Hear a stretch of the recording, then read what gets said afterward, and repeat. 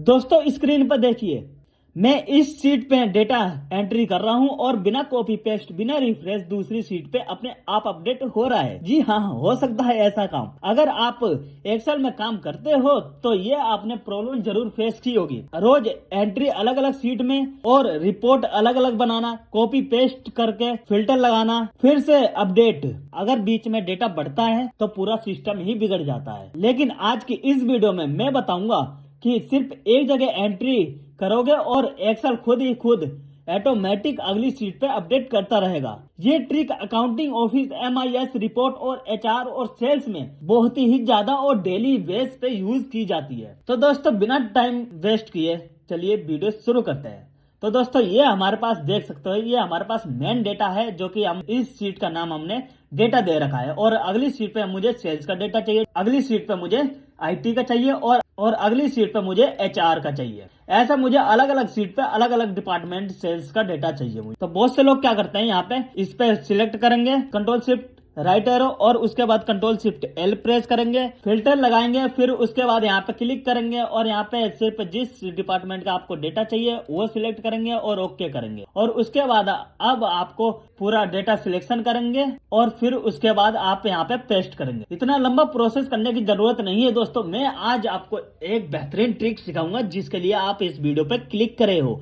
जी हाँ, तो चलिए शुरू करते हैं। कंट्रोल Z करता हूं मैं। कंट्रोल Z करने के बाद मेरा डेटा फिर वैसे ही हो जाएगा जैसा था।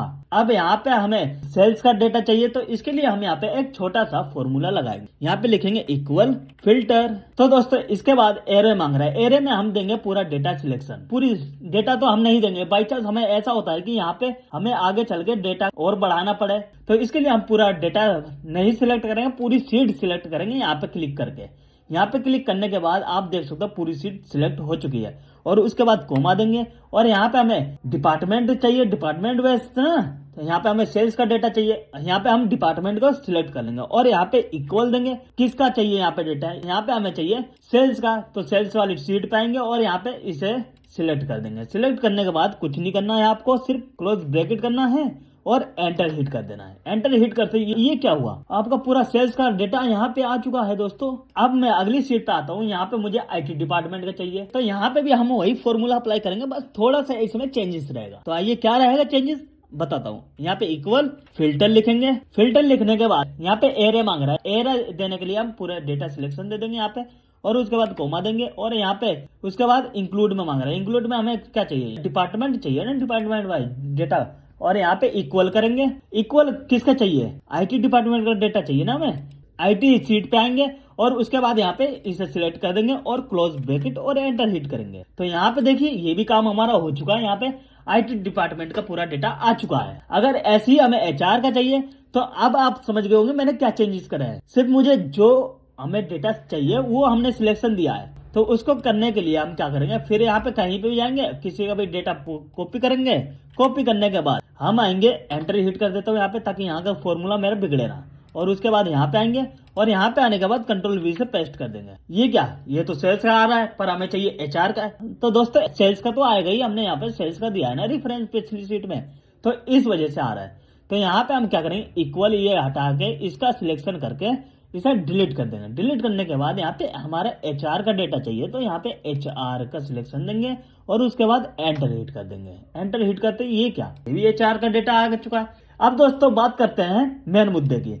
ये तो हमारा डेटा अलग अलग सीट पे अलग अलग डिपार्टमेंट का डेटा आ चुका है। अगर मैं यहाँ पे कुछ चेंजेस करता हूँ, क्या वो अगली सीट पे चेंजेस होगा, आइए चेक करते हैं। एग्जाम्पल के लिए आपको समझाने के लिए मैं एक सेल्स लिखूंगा और यहाँ पे मैं 2-3 सेल्स डिपार्टमेंट टाइप और कर दे रहा हूँ जिससे आपको समझ में आ जाए। ये मैंने यहाँ पे सेल्स लिख दिया डिपार्टमेंट में। क्या ये सेल्स हमारे सेल्स सीट पे आई होगी, चलिए देखते चेक कर लेते हैं आई है नहीं आई है। ये क्या, ये तो आ चुकी है। तो दोस्तों ऐसे ही आप इसे भी अपडेट कर सकते हो। जी हाँ, IT में नहीं आई है, IT का हमारा वो डेटा है ही नहीं, सेल्स का है तो सेल्स में ही तो आएगा। सही है, ये बिल्कुल सही है। और उसके बाद हमें चाहिए IT का, तो यहाँ पे हम क्या करेंगे, यहाँ पे लिख देता हूं मैं मोहित। यहाँ पे अगले में जाऊंगा और यहाँ पे IT लिखूंगा। टेस्टिंग लिखने के बाद क्या इतना ये हमने डेटा टाइप करा है यहाँ पे, क्या ये IT सीट पे आया होगा, चलिए चेक कर लेते हैं। IT सीट पे क्लिक करेंगे और यहाँ पे आया है। जी हाँ आया, यहाँ पे देखिए मोहित आया, यहाँ पे हमने इतने ही तो टाइप करा है। यहाँ पे देखिए डाटा टाइप में ये हमने यहाँ पे इतना टाइप करा है और यहाँ पे भी इतना ही डेटा आया है। और दोस्तों अगर मैं ये चाहता हूँ कि एक ही सीट पे मुझे सारा डेटा देखना हो, मैं एक क्लिक करूँ तो उसी डिपार्टमेंट का, तो उसके लिए मैं क्या करेंगे, यहाँ पे आएंगे। यहाँ पे आने के बाद हम डेटा टैब में आएंगे। डेटा टैब में आने के बाद यहाँ पे डेटा वैलिडेशन पे क्लिक करेंगे।